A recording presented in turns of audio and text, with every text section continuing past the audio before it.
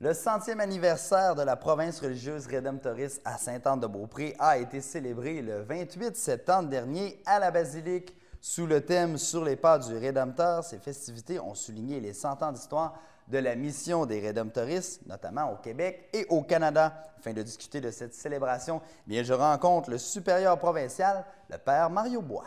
Ça a été des célébrations extraordinaires qui sont venues vraiment réchauffer notre espérance. Notre thème, la nouvelle image comme rédemptoriste qu'on s'est donné pour le 100e, on décrit notre mission, nous sommes des semeurs d'espérance, les rédemptoristes. Mais à travers ces célébrations-là, je dirais que les gens ont semé dans nos cœurs des rédemptoristes vraiment l'espérance. Ça a été extraordinaire, oui.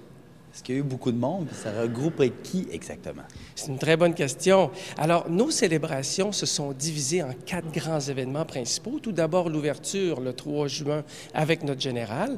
Ensuite, on a eu un grand rassemblement le 30 juillet parce que la date historique, ce qu'on a célébré à travers le 100e, c'est bon de le dire, c'est le 100e anniversaire de la fondation de la province des rédemptoristes de Sainte-Anne-de-Beaupré. Pour les gens, c'est peut-être un peu compliqué, mais ce qui est arrivé, c'est que les rédemptoristes sont arrivés ici à Sainte-Anne-de-Beaupré en 1878. Et 33 ans après, et ceux qui sont arrivés, c'était des Belges. Et 33 ans après, les Canadiens français ont pris leur autonomie des Belges en 1911, et c'est ça qu'on célèbre.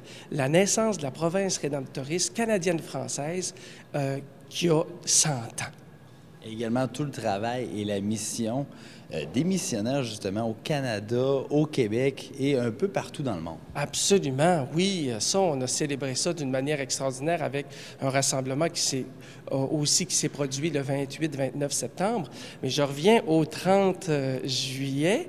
C'est parce qu'on a la date historique de la fondation de la province. C'est le 26 juillet, la fête de Sainte-Anne. On s'appelle la province de Sainte-Anne, c'est pour ça.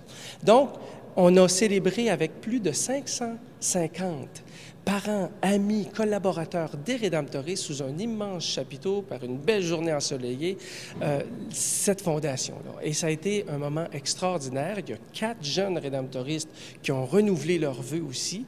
Donc, ça a été une célébration merveilleuse, le 30 juillet. L'autre événement dont je viens de vous parler, c'était le 28 septembre et le 29.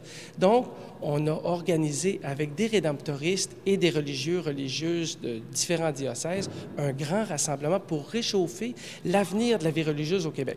Alors, dans ce contexte-là, il y a des rédemptoristes qui sont venus, comme vous le disiez, d'Haïti. Ça, c'est un pays où on est en mission. Le Japon, le Vietnam qu'on a fondé en 1925.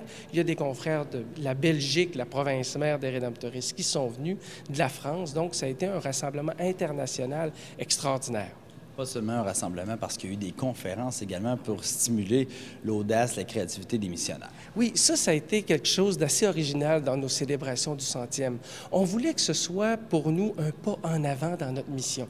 Alors, on a organisé un grand panel pour justement nous aider. Notre thème, c'est « Sur les pas du Rédempteur ». Alors, comment dans l'avenir on peut continuer à marcher sur les pas du Rédempteur avec l'audace et la créativité missionnaire, comme vous devez le dire. Et il y a eu 4 panélistes qui sont venus nous parler de la situation de la vie religieuse au Québec, parce que c'était un peu le thème, l'avenir de la vie religieuse au Québec, les défis et les voies d'avenir au Québec, au Canada, par rapport à l'évangélisation et aussi comment vivre notre espérance. Donc, la première au Québec, ça a été Rita Gagné qui est venue nous dire que finalement, ce qui est important, c'est de travailler en collaboration avec les laïcs pour l'avenir de la vie religieuse. Le deuxième qui est venu nous parler, c'est le père Douzièque, Raymond Douzièque de Toronto, qui lui nous a dit, pour affronter nos défis d'avenir, eh bien, l'Esprit Saint nous accompagne. L'Esprit Saint n'est pas en grève, parce que lui, il souffle toujours l'Esprit qui nous éclaire dans notre mission. Il faut faire confiance.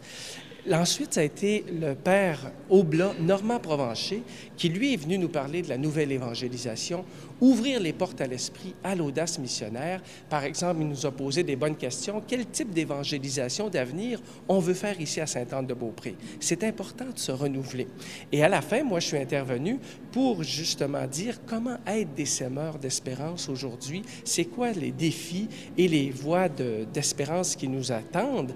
Et moi, ce que j'ai fait ressortir beaucoup beaucoup, c'est qu'on a besoin, comme religieux, religieuses et prêtres au Québec, et aussi même partout dans le monde, de vivre une cure d'espérance qui se base sur un processus de lâcher prise, hein, par rapport à nos schèmes passés, essayer de faire du neuf.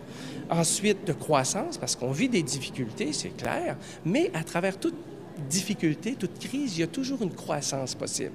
Et finalement, la résilience. Vous connaissez le concept de résilience, c'est un beau concept en psychologie qui nous invite à rebondir dans les difficultés. Donc, ça a été un ressourcement extraordinaire à travers ce panel-là. Vous avez parlé de faire du neuf, de se renouveler, oui. Et votre nouvelle identité, bien, c'est un pas en avant. Oui, parce que oui, c'est une bonne chose parce qu'on a profité de notre 100e pour renouveler un peu l'image des rédemptoristes. Vous l'avez ici un peu en arrière, hein? Notre mission, nous la décrivons comme étant des semeurs d'espérance, comme je le disais au début.